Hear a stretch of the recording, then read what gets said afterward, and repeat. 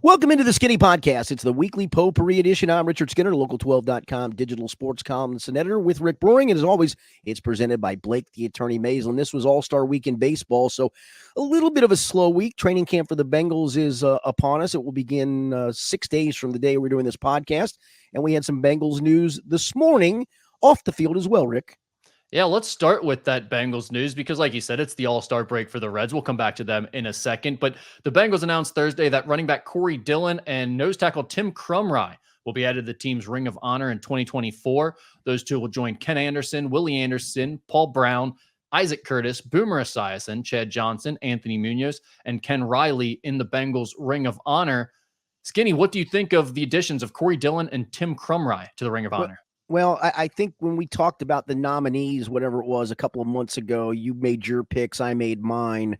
Mine were James Brooks and Lamar Parish, and I'm going to go on a Lamar Parish tangent here in just a second. But you and I, we kind of debated James Brooks or Corey Dillon, and either way that one would have gone, I was fine with. And Corey being in, I'm fine with, and I think James Brooks should be in next year. I like Tim Crry. I think eventually he should have gotten in, but not ahead of Lamar Parish. I mean, people, what are you doing? I mean, honestly, does anybody do any research? I mean, maybe that's the problem, is that they just don't. If it's not in their era, they don't consider it ever having taken place. Just please go do some research on Lamar Parish and come back to me. I do this every time, and it feels like I'm crapping on the guy, and I'm not. He was a better player than Ken Riley. He was completely a better player than Ken Riley. Ken Riley is justifiably in the Hall of Fame, which means where should Lamar Parish be? That's right, in the Hall of Fame. And by now, he should damn well be in the Bengals Ring of Honor. Wake up! You have said this every time we've talked about this going back to 2022. I looked at the notes, or maybe even 2021 when it was first becoming a thing. Because I remember, I think it was the year before they actually announced they were doing it. Yeah. There was a picture that came out, like a screenshot of something, and people started speculating that, oh no, the Bengals are doing a Ring of Honor. So we talked about that at that time, and you were already on the Lamar Parish train. When we talked about it earlier this spring, when they first announced the new crop that was going to be voted on, you had mentioned James Brooks, like you just said, or Corey Dillon. And then you mentioned Chris Collinsworth and Lamar Parish as the other two names that you thought might be involved, mentioning that you thought it should be Lamar Parish. I said Dave Lapham and Chris Collinsworth or Corey Dillon. So we were both kind of on the Corey Dillon bandwagon to some extent. Here's the funny thing. I mentioned Tim Crry's name back in 2022, the first year they did it, and you actually talked me out of having him on this list of like, well, like Tim Crry was a great player, but just in terms of production, all the other guys that there are before him, there are many other names. And so I actually agreed with you. I haven't brought him back up since then. And I don't think he should probably be in ahead of some of the other names that are still available. But he was a weirdly popular figure for a lineman during that era, wasn't he? Yeah, and I like him as a player, and he did great things as a player, all of those things. Was it the injury? Do you think it's the injury, though, that kind of made him almost more popular? I guess, and maybe because these are season ticket holders that do the voting, and you get, a certain number of, if you've been a season ticket holder for 40 whatever years, you get that number of points. That's kind of in the wheelhouse of probably season ticket holders who are certainly still alive. And that, I think that feels like the sweet spot for the Tim Crry group. I think a lot of the season ticket holders of the Lamar Parish era have probably passed on, to be honest with you. So Tim Crry is kind of in that sweet spot of a good chunk of the season ticket base is probably people who either watched him on TV for a period of time or were season ticket holders when he was in his heyday as a player. So I do understand that. And I understand their voting process for this to some degree. I don't know, man. This cat's going to die and he's not going to be in, and it's going to really piss me off. I agree with you. I mean, I don't remember anything about his days. I never saw him play, obviously, but you have made the point so many times that I have gone back and looked up all the things that he accomplished. And it's like you've laid out before. It's not just how good he was defensively. He's one of the best return men ever in NFL history. It's crazy that the Bengals don't do more to honor him. Specifically talking about Crry, I'm just thinking as we're sort of going through this, I'm having this revelation. Can you tell me what you remember of his injury? Because I'm thinking now, basically what I know of Tim Crry, because this is right when I was born, right when I was a little kid, was his playing days. The only thing I really remember about him now that I think about it is my dad constantly talking about him breaking his leg, snapping his lower leg in the Super Bowl. And that's kind of my memories of Tim Crry, is my dad talking about that injury and what a big deal it was. What's your story around that? Yeah, no, that's exactly it. People do think it affected the result of that game. I don't know if it did or didn't, because the offense didn't play very well in that Super Bowl. It only scored, actually didn't even score a touchdown. The touchdown was scored on a Stanford Jennings kickoff return. The defense obviously did give up that drive to Joe Montana. That it resulted in the game-winning touchdown. With Tim Crry made a difference in that drive. Maybe he's a good player. Was a very good player. Wasn't noted as a pass rusher because he played inside as a nose tackle. Although he was a good pass rusher for a nose tackle. But yeah, no, Tim was. Listen, like I said, he's a very, very good player. I think he eventually deserves to be in the Ring of Honor. It's just I think they're missing the boat on just one of the greatest players, honestly, top 5 player in Bengals history, in my opinion. And nobody's going to be able to change that opinion. All I ask you to do, people, is go back and do some research on his career, look back at what he did, and don't just look at interception totals, because the reason why he didn't have as many interceptions as Ken Riley is people threw at him less than they did Ken Riley. And again, I'm not crapping on Ken Riley. I think they both deserve to be in the Ring of Honor. They both deserve to be in the Hall of Fame. Again, James Brooks needs to go in probably next year, in my opinion. And I'm okay with it. Again, like we debated a couple weeks ago or whatever, a month or so ago, I'm 50-50 on that. I could have flipped the coin and gone Corey Dillon, James Brooks. Okay, I'm good with however that result went out. I'm not good with this Lamar Parish thing now for another year.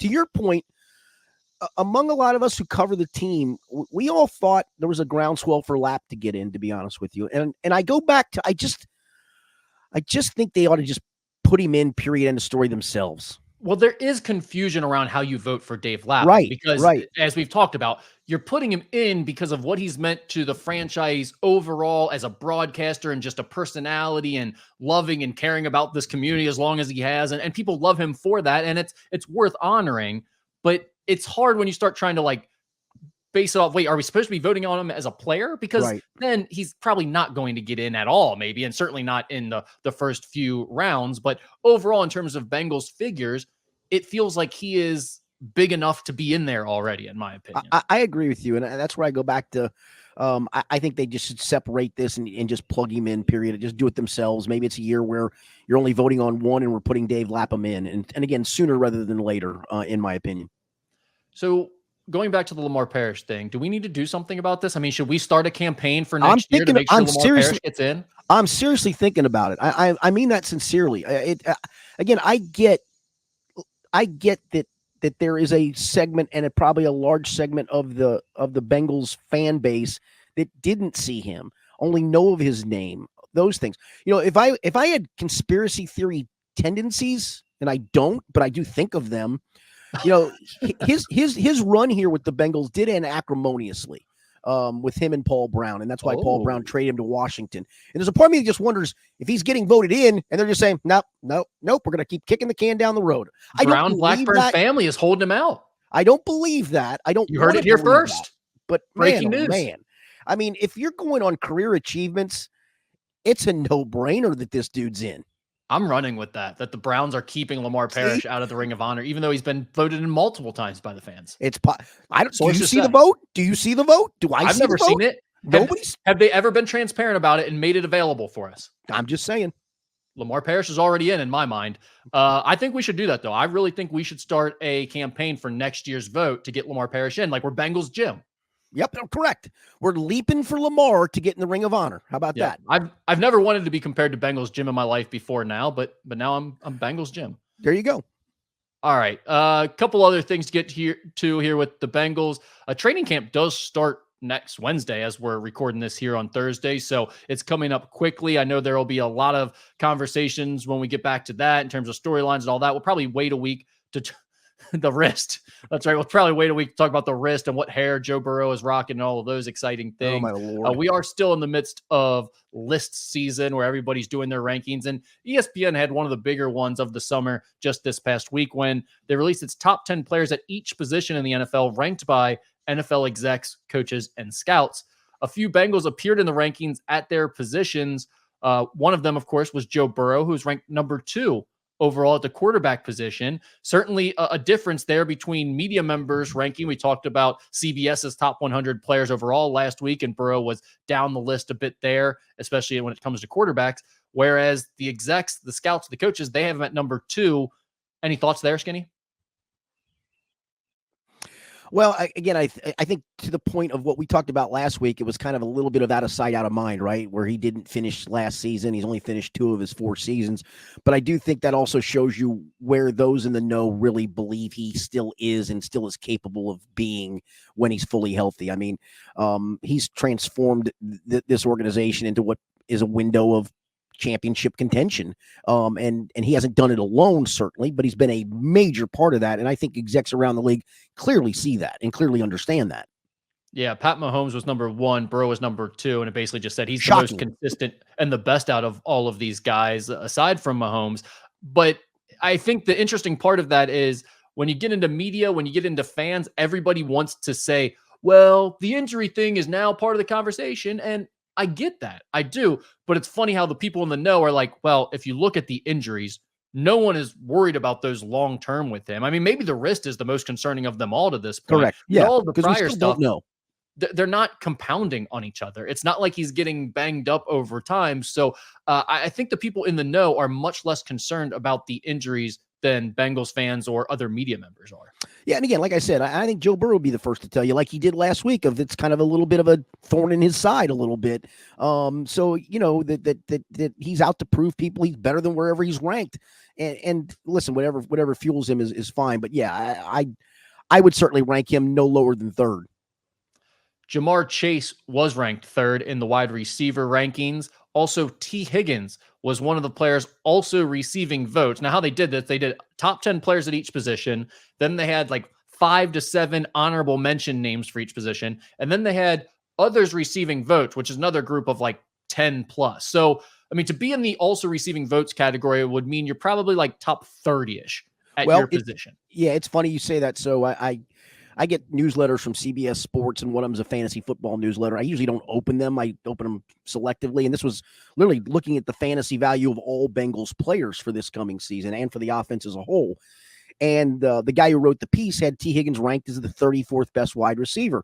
And that's probably right. And that's where, again, for all these fans that are, you've got to pay T top dollar, he's not valued at that. He just isn't. I hope he has the greatest year of his life and goes and gets paid. But he's coming off his worst year ever, statistically. He's coming off another injury-prone season. He's had 2,000-yard season, and that's very good, but it's not really the complete measuring stick anymore. I mean, it's averaging 60-some-odd yards a game.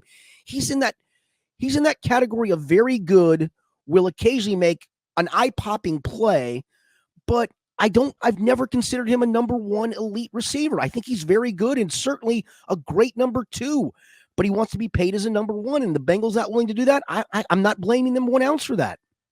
When you see this, I mean, I would ask Bengals fans. I would ask Bengals fans this. I know you're not a fantasy football player, Rick, but I do this in these terms. Where would you honestly draft him in the pantheon of wide receivers? When you start looking at all the others, would you really say he's one of the top 10? Of course you wouldn't. Top 15? Well, he doesn't need to be paid accordingly then.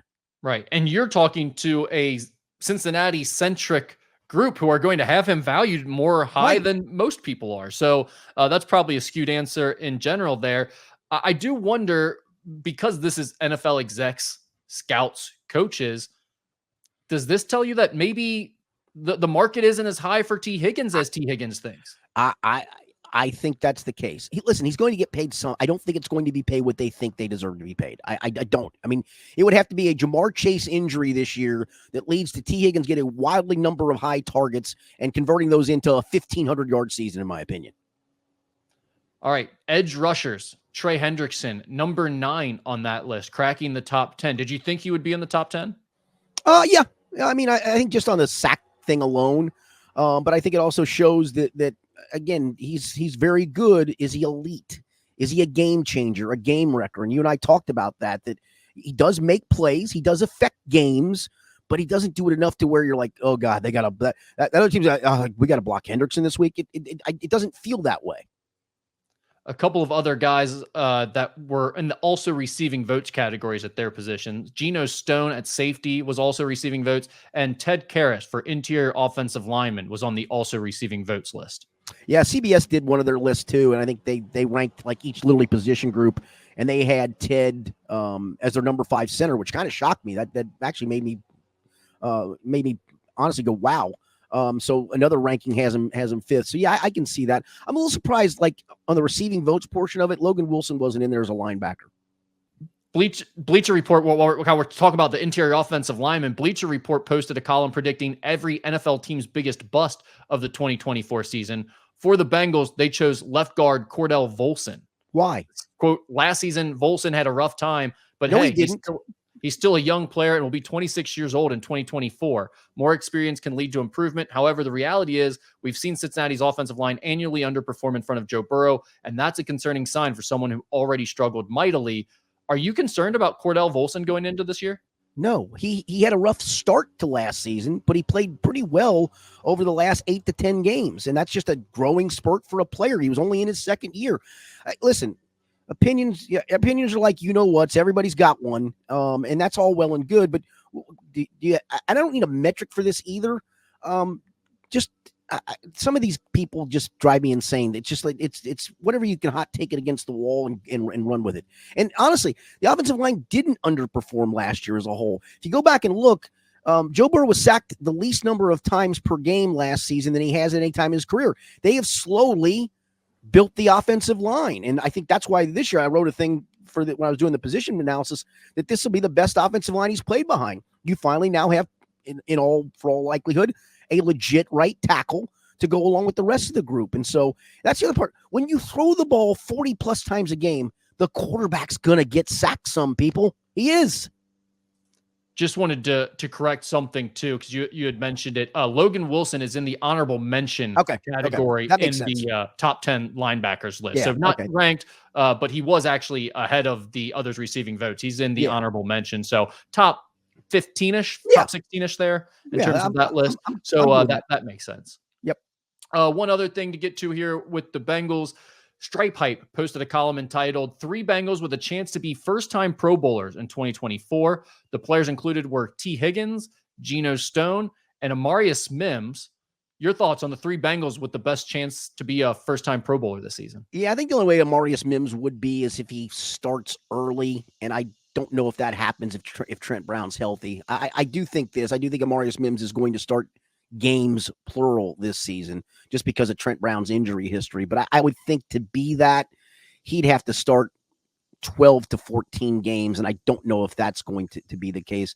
I mean, listen, I love the Geno Stone signing. I hope it works out because he was really good for Baltimore last year. It's kind of that he's now on people's radar because of the year he had, and that's kind of how this evolves, is get on the radar for a year you had, follow it up on maybe a team that makes a long run or has a good regular season, because Pro Bowl voting is done before the season's over with, and is in the conversation. And so Geno Stone's a good choice.